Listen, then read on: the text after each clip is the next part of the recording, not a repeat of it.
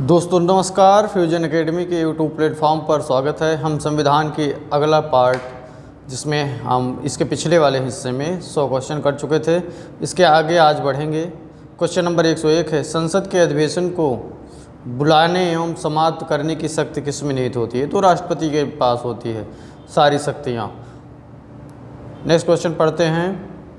अनुच्छेद 123 के अनुसार राष्ट्रपति अध्यादेश कब जारी कर सकता है? जब संसद का कोई अधिवेशन ना चल रहा हो तभी जारी कर सकता है। अधिवेशन चलता रहेगा तो उसको पास करना पड़ेगा। मंत्रिपरिषद के सदस्यों को पद एवं गोपनीयता की शपथ कौन दिलाता है? तो पद एवं गोपनीयता की शपथ राष्ट्रपति दिलाते हैं। नेक्स्ट क्वेश्चन, भारत को संविधान में क्या कहा गया है? तो भारत को संविधान में राज्यों का संघ कहा गया है। अगला क्वेश्चन है, भारतीय संविधान अंगीकृत या आत्मर्पित कब किया गया था? तो आत्मर्पित कब किया गया था? 26 नवंबर 1949 को। जब संविधान की प्रस्तावना पढ़ेंगे हम तो उसमें देखेंगे लास्ट में यही लिखा गया है। बलवंत राय मेहता समिति का संबंध किससे है? तो पंचायती राज से है। बलवंत राय मेहता समिति पंचायती राज से संबंधित है। मुख्यमंत्री की नियुक्ति किस अनुच्छेद के तहत की जाती है? मुख्यमंत्री की नियुक्ति अनुच्छेद 163 के तहत की जाती है। किसी राज्य की प्रथम महिला मुख्यमंत्री कौन थी? तो पहली महिला मुख्यमंत्री सुचेता कृपलानी उत्तर प्रदेश की रहने वाली थी। उत्तर प्रदेश की पहली मुख्यमंत्री थी। संविधान सभा का निर्माण किस योजना के आधार पर किया गया? तो कैबिनेट मिशन योजना के आधार पर किया गया है। नेक्स्ट क्वेश्चन, उच्च न्यायालय के न्यायाधीश की सेवानिवृत्ति की आयु क्या है? तो 62 वर्ष है। न्यायाधीशों के वेतन किस निधि से दिया जाता है? तो भारत की संचित निधि से न्यायाधीशों का वेतन दिया जाता है। वर्तमान में उच्चतम न्यायालय में न्यायाधीशों की संख्या कितनी है? तो मुख्य न्यायाधीश सहित नहीं, 31 नहीं है, 33+1 है। ठीक, एक मुख्य न्यायाधीश और 33 अन्य न्यायाधीश हैं, यानी कुल न्यायाधीशों की संख्या 34 है। नेक्स्ट क्वेश्चन, 113 संवैधानिक सभा का सलाहकार किसे नियुक्त किया गया है? तो doctor BN. Rao. Doctor BN. Rao को संवैधानिक सलाहकार के रूप में नियुक्त किया गया था। नेक्स्ट क्वेश्चन है,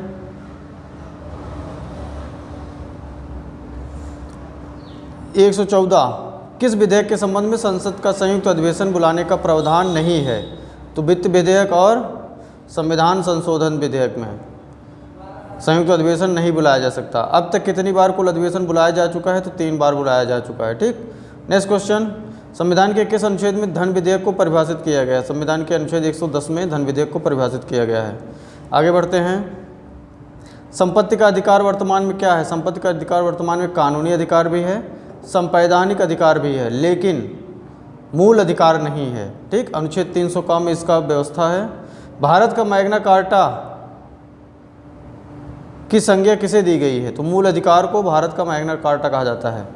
अगला क्वेश्चन है, कानून के समक्ष समानता अधिकार किस अनुच्छेद में वर्णित है? तो अनुच्छेद 14 में समानता का अधिकार अनुच्छेद 14 में बात की गई। ठीक, प्रेस की स्वतंत्रता या अभिव्यक्ति की स्वतंत्रता किस अनुच्छेद में है? तो अनुच्छेद 19(1) में। ठीक, आगे बढ़ते हैं। लोकसभा में अनुसूचित जातियों की कुल कितनी सीटें हैं?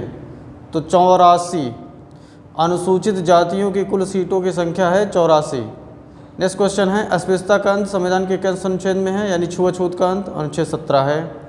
मौलिक अधिकारों को स्थगित या निलंबित कौन कर सकता है? तो राष्ट्रपति का। ठीक, राष्ट्रपति के अलावा कोई नहीं। नेक्स्ट क्वेश्चन, लोकसभा में अनुसूचित जनजातियों के लिए कितनी सीटें आरक्षित हैं? 47। लोकसभा सदस्य निर्वाचित होने के लिए न्यूनतम आयु क्या है? 25 वर्ष। भारतीय संविधान में कुल कितनी अनुसूचियां हैं? 12। भारतीय संविधान में कुल कितनी अनुसूचियां हैं? 12। प्रथम भाषा आयोग का गठन किसके नेतृत्व में किया गया है? वी.जी. खेर के नेतृत्व में। वी.जी. खेर।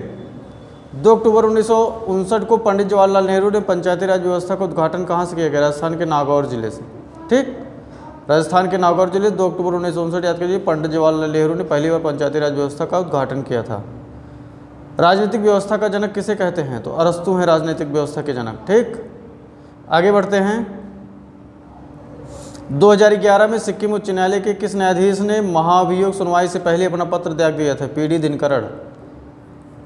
पी.डी. दिनकरण ने 2011 में सिक्किम उच्च न्यायालय के न्यायाधीश थे जिनके ऊपर महाभियोग का प्रस्ताव लाया गया था, तो उन्होंने पहले ही त्याग दिया था।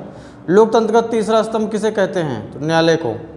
ठीक, पहला कमेंट करके बताइए। मौलिक अधिकारों से संबंधित रिट कौन जारी कर सकता है? तो उच्चतम न्यायालय और उच्च न्यायालय दोनों। ठीक, आगे बढ़ते हैं। भारत में संघीय व्यवस्था को किस देश से अपनाया गया है? तो कनाडा से अपनाया गया है। नेक्स्ट क्वेश्चन है, संविधान में भूमि सुधार अधिनियम किस सूची में रखे गए हैं? तो 9वीं सूची में। ठीक, भूमि सुधार अधिनियम 9वीं सूची में रखे गए हैं। संविधान में दल बदल अधिनियम किस अनुसूची से संबंधित है? तो 10वीं अनुसूची है। दल बदल 10वीं अनुसूची याद रखना। ठीक, श्रीमती इंदिरा गांधी प्रथम बार प्रधानमंत्री बनी तब किस सदन के सदस्य थे? तो राज्यसभा के सदस्य थे उस समय। ठीक, प्रधानमंत्री बनने के लिए कोई जरूरी नहीं है आप किसी भी सदन का सदस्य हो, लेकिन बनने के बाद 6 महीने के अंदर आप किसी न किसी सदन के सदस्य हो जाने चाहिए। ठीक, नेक्स्ट क्वेश्चन है, संविधान की प्रस्तावना में मूल ढांचा किसने मना किया? सर्वोच्च न्यायालय।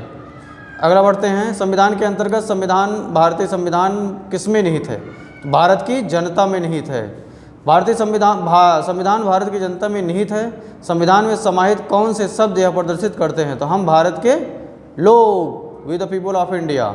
नेक्स्ट क्वेश्चन है, उच्चतम न्यायालय के न्यायाधीश की नियुक्ति कौन करता है? तो उच्चतम न्यायालय के न्यायाधीशों की नियुक्ति राष्ट्रपति करता है। उच्चतम न्यायालय के न्यायाधीश अपने पद से त्यागपत्र सौंपते हैं, राष्ट्रपति को सौंपते हैं सीधा। ठीक, नेक्स्ट क्वेश्चन है, उच्चतम न्यायालय के न्यायाधीशों की सेवानिवृत्ति की आयु क्या है? 65 वर्ष है। तो उच्च न्यायालय के 62 वर्ष। नेक्स्ट क्वेश्चन है, वह प्रधानमंत्री जो पद ग्रहण करते समय किसी भी सदन के सदस्य नहीं थे? पीवी नरसिम्हा राव और एच.डी. देवगौड़ा। पीवी नरसिम्हा राव और एच.डी. देवगौड़ा। ठीक, प्रथम गैर कांग्रेसी प्रधानमंत्री के रूप में किसने शपथ ली थी? तो मोरारजी देसाई ने। प्रथम गैर कांग्रेसी प्रधानमंत्री के रूप में किसने शपथ ली थी? तो मोरारजी देसाई ने। ठीक, नेक्स्ट क्वेश्चन है, किस पूर्व प्रधानमंत्री को युवत तुर्क कहा जाता है? तो चंद्रशेखर को युवत तुर्क कहा जाता है। ठीक, नेक्स्ट क्वेश्चन है,